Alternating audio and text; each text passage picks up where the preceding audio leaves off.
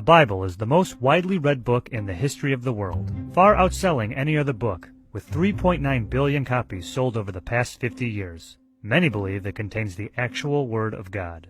But many people don't realize that over the past 2,000 years, this sacred text has changed a great deal.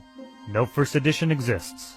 Well, we have our copies, the first of which were made hundreds of years after the events supposedly took place. For the first 100 to 200 years, copies of the Bible were made by hand, and not by professionals. This led to many errors, omissions, and most importantly, changes. Here are the three biggest. The earliest manuscripts of the Gospel of John did not include Jesus challenging the mob that was about to stone a woman by saying, "Let any among you who are without sin cast the first stone."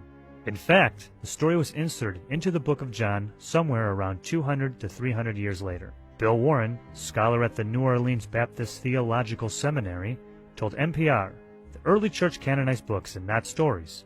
So when it had authentic stories from Jesus in the oral tradition, they had to find a way to put it in the text. In the Gospel of Mark, we learn about how Jesus rose from the tomb on the third day and appeared to various people, including his disciples. In original manuscripts of Mark, this part of the story is nowhere to be found. Warren says scribes were seeing the other Gospels with resurrection stories, so they felt adding a resurrection story in Mark would round out the text better.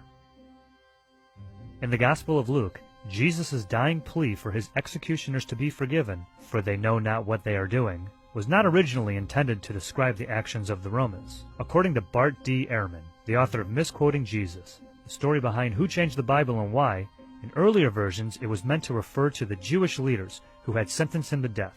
He told NPR this was a problem for Christians in the 2nd and 3rd centuries who believed God hadn't forgiven the Jews and still blamed them for killing Jesus.